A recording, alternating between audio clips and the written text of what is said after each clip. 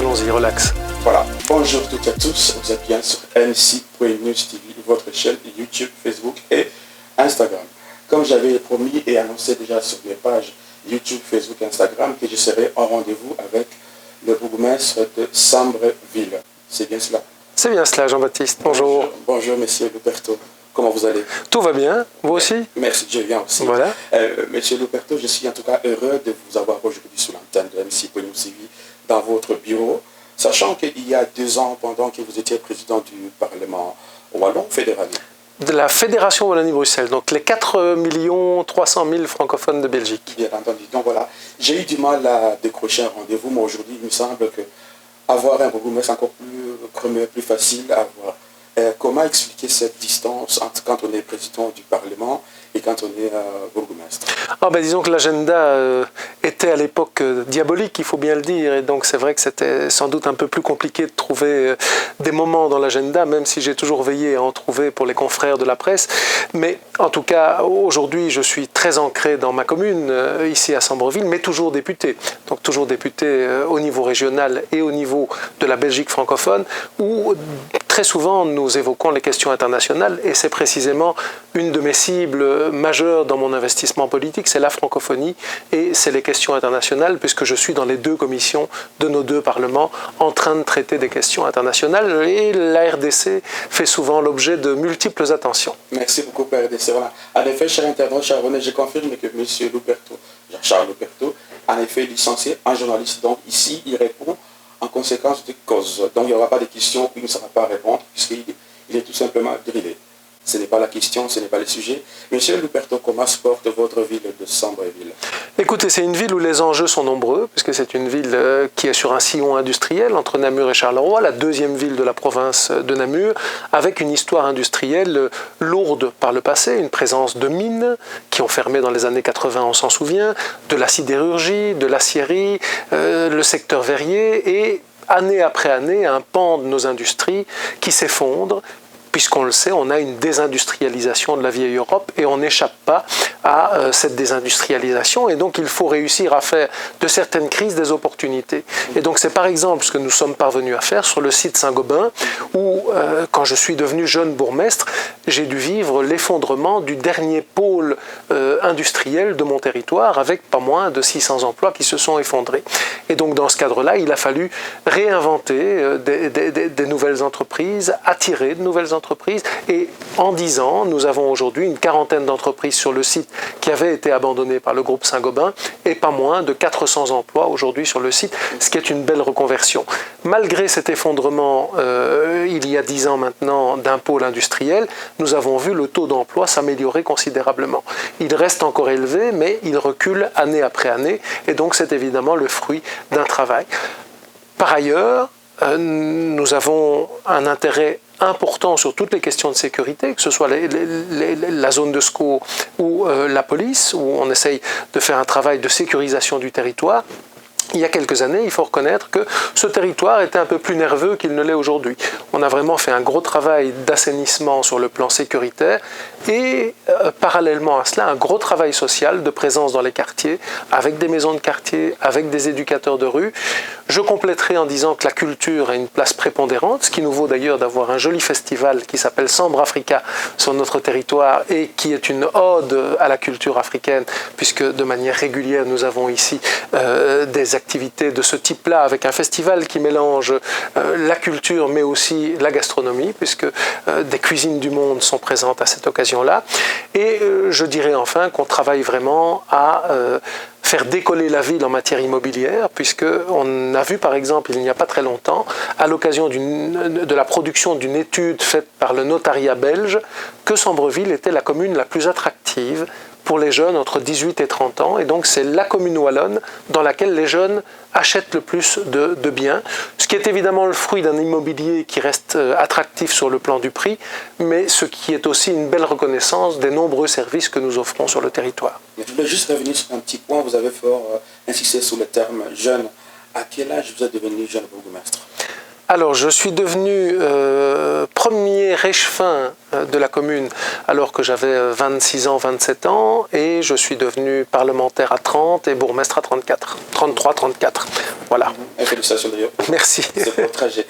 Monsieur Luperto, personne ne va l'ignorer que nous sommes en train de passer une triste période. Comment est-ce que vous gérez les Saint-Paul-Vieillois par rapport à la crise économique, par rapport à la chaleur? Comment est-ce que vous gérez cela?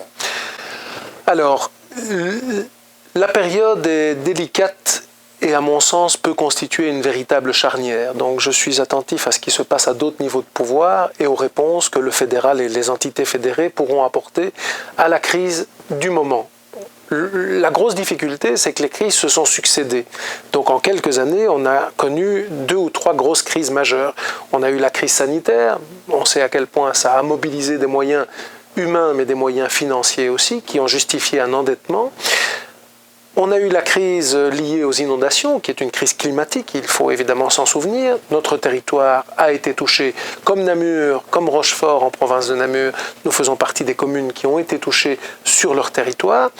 Et on ajoute maintenant la crise liée à la guerre en Ukraine, avec une sorte de spéculation guerrière dans le chef de la Russie qui fait évidemment des opinions publiques européennes une arme de guerre. Et donc le fait de faire monter les prix, etc., est une conséquence du marché, mais est aussi une arme de guerre. C'est une arme de guerre pour énerver les populations européennes. Et donc M. Poutine a pleinement conscience de ce qu'il est en train de faire en prenant le risque de déstabiliser des démocraties en Europe. On le voit, l'Italie vient de basculer à l'extrême droite, on le voit en Suède, et donc quand je dis que la période est charnière, c'est parce que je pense que les crises sont souvent le moment où les monstres surviennent. Et quand je dis les monstres, ce sont les extrêmes, et l'extrême droite en particulier, qui est pour moi la plus détestable des formes d'expression politique, tant elle est constituée par la haine de l'autre. Et donc, par définition, la haine de l'autre, ça n'est jamais un projet de société. C'est un repli et c'est une fermeture. Et donc, je sens que les ferments sont pour le moment présents et qu'il y a un risque de basculement. Et c'est la raison pour laquelle, à toutes les échelles, nous devons être inventifs et tenter d'apaiser les craintes de nos concitoyens qui ont toutes les raisons du monde d'être inquiets pour le moment. Et évidemment, je suis citoyen moi-même et donc je partage avec eux cette angoisse, à l'exception du fait que j'ai, pour ce qui me concerne, des leviers à gérer pour tenter d'essayer de trouver des formules. Mais nous ne sommes pas des magiciens et donc il nous faut gérer le réel avec volontarisme, mais gérer le réel néanmoins. Merci Maxime pour votre nom. Et je l'embrasse d'ailleurs. Merci beaucoup. Voilà, c'est dédicace ceci. Monsieur Luperto, je voulais juste qu'on puisse maintenant parler, c'est pourquoi je suis là aujourd'hui, de la ville de Bukavu, la ville dont je suis originaire. Tout en commençant d'entrée le jeu, je voudrais vous adresser le remerciement de quelques enfants de Bukavu qui ont considéré le geste d'avoir envoyé l'outil de secours, mais il reste un main qui trouve que vous aurez dû quand même aussi envoyer les hommes de feu pour former sur place ou faire venir. C'est encore plus dur de faire venir ou d'envoyer des gens comme ça, les formateurs voient sur place. Qu'est-ce que vous envisagez par la suite? Parce que vous avez envoyé l'outil, mais pas le manuel pour l'utiliser. Alors vous avez raison, je pense que quand on envoie du matériel, il est bon d'accompagner le matériel de la formation qui va avec, et c'est d'ailleurs la raison pour laquelle la convention qui a été signée avec le gouverneur de la province en question et nous-mêmes, Théo Cassi, reprenait cette éventualité de formation sur place. C'est quelque chose qui a été envisagé par les autorités de la zone de secours du Val-de-Sambre, qui, je le rappelle, est constituée de 6 communes, et donc les 6 bourgmestres des 6 communes concernées avaient envisagé la perspective de pouvoir envoyer à certains moments un certain nombre d'hommes pour réaliser de la formation à Bukavu et dans la province. Il faut reconnaître que les conditions sécuritaires du moment nous amène ponctuellement à mettre cet élément-là un peu entre parenthèses, puisqu'on le sait, des mouvements délicats sont en cours à la frontière est entre le Congo et le Rwanda pour le moment. On sait que ça capte l'attention de la communauté internationale, on sait qu'il y a un certain nombre de points d'interrogation sur le caractère sécuritaire dans cette région du Congo, et donc en qualité d'employeur, puisque nous sommes des employeurs, il nous est difficile d'aller exposer la sécurité et la vie d'un certain nombre de nos travailleurs. Et donc, même si ça se fait sur base volontaire, vous savez, moi je suis parlementaire d'une institution qui a vu un des siens, un de ses fonctionnaires, se faire abattre par Boko Haram dans la région proche du Mali. Et donc, nous savons que c'est des choses qui peuvent arriver. Et j'ai pu vivre de très près l'après avec la famille, l'après avec les questions juridiques de responsabilité que ça pose. Et donc, par définition, j'ai une tendance naturelle à la prudence au vu du contexte sécuritaire. Mais entendez bien que au moment où nous avons décidé d'envoyer du matériel de lutte contre l'incendie, notamment dans la région de Bukavu, nous envisagions de participer de la formation. Et donc, la mise entre parenthèses, elle est temporaire et il n'y a qu'une chose que nous attendons, et à mon avis vous aussi, c'est que la situation se normalise et que l'aspect sécuritaire soit sous contrôle. Mais il faut bien dire que les messages qui nous sont envoyés par les chancelleries ne nous invitent pas à aller nous promener beaucoup dans la région. Donc il nous faut être prudents. D'autant plus que pour passer du coq à l'âne, il y a eu un gâchis d'ailleurs d'un corps diplomatique, l'ambassadeur d'Italie au Congo qui était tué sur place. Mais moi, je m'indigne un peu par rapport à cette question que l'Union européenne, en tout cas, soit la Belgique ou l'Italie, c'est comme si on a sacrifié cet ambassadeur. Bon, c'était juste une trace, et en effet. Mais bon, une autre question qui revient par rapport aux enfants de Bukavu, et ça coûte combien alors, eux, ils envoient des gens ici pour se faire former, comment utiliser les feux, puisque là-bas, c'est une zone de danger. Ça coûte combien d'inviter des 3 personnes, voire 10, pour les former à cet outil-là? Oh, écoutez, ça c'est une logique qui n'a pas été envisagée parce que vous savez comme moi que se poseraient toutes les questions relatives au visa par exemple, et pour avoir régulièrement mené des actions avec l'étranger, je sais à quel point les questions de visa peuvent être handicapantes et à quel point il n'est pas toujours facile, notamment pour des Africains, d'obtenir des visas à destination de la Belgique. On le sait, on a une administration qui est particulièrement vigilante, voire sourcilleuse, et donc on a des projets par exemple avec le Parlement francophone des jeunes, où des jeunes n'ont pas pu rejoindre à certains moments des initiatives qui étaient mises en œuvre. Et donc on le vit régulièrement au travers de la francophonie. C'est bien pour ça qu'il était plus efficace pour nous d'assumer le déplacement de quelques techniciens sur place à Bukavu plutôt qu'une cohorte de jeunes gens qui viendraient se former chez nous. Et ça avait plus de sens parce que je pense aussi qu'ils n'ont pas nécessairement toujours la bonne connaissance du terrain. Et donc, se confronter à la réalité de votre terrain et adapter le niveau de la formation à votre terrain me paraît beaucoup plus pertinent.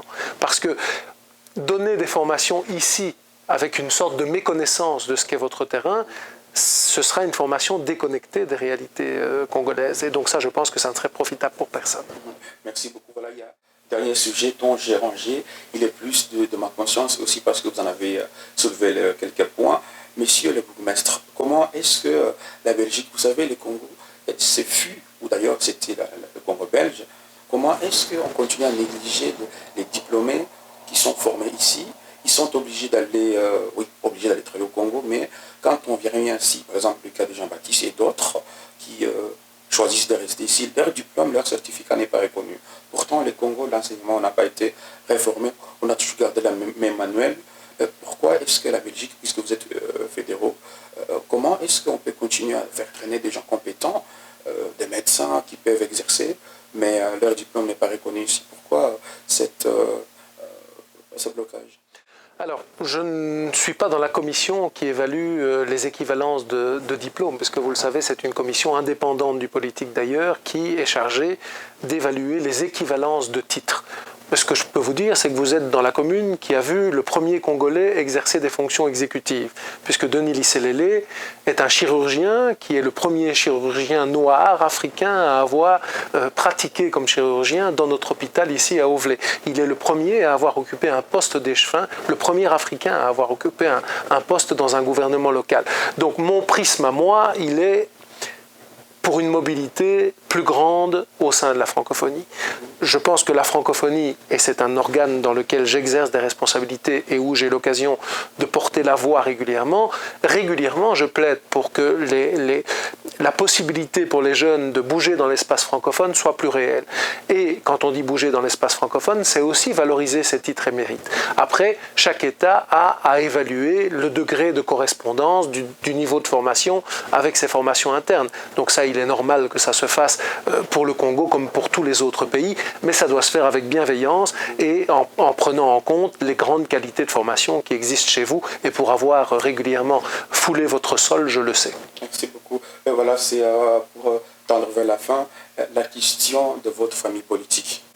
Je sais pas, on vous appelle des militants, mais en tout cas, il y a 3 mois en arrière, l'un de vous s'est permis, je ne sais pas s'il est de quelle famille politique, en passant dans Molenbeek, disant, quand il passe dans Molenbeek, il se sent à l'étranger.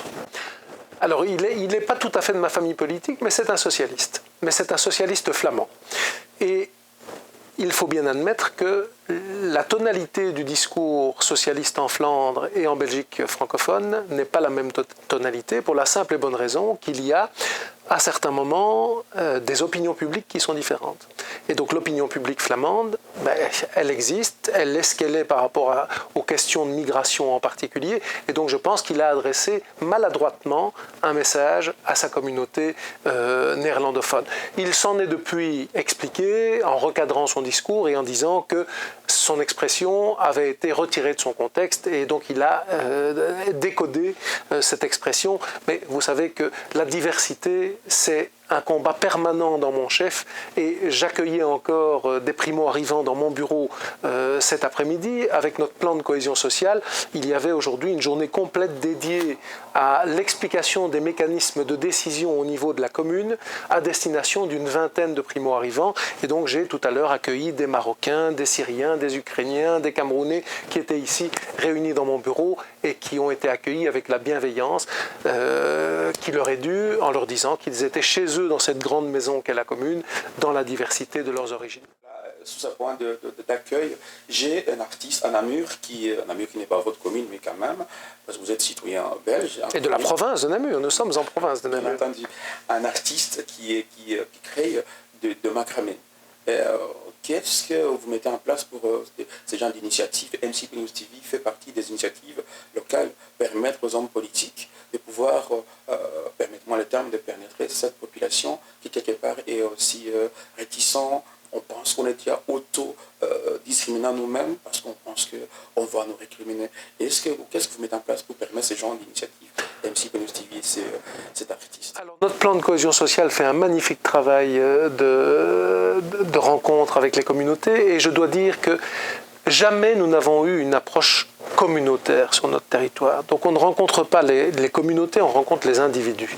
Parce que les individus font partie d'une seule communauté, qui est la communauté sambre-villoise, quelle que soit leur origine. Et donc on n'a jamais veillé à entretenir le fait que des communautés, que des ensembles à l'intérieur du grand ensemble existent. Et donc, on n'a pas pour pratique d'aller flatter les communautés. Les gens sont des Sambre-Villois, ils ont leur place, ils ont les mêmes droits, les mêmes devoirs, et ils ont accès à tous les services de la même façon.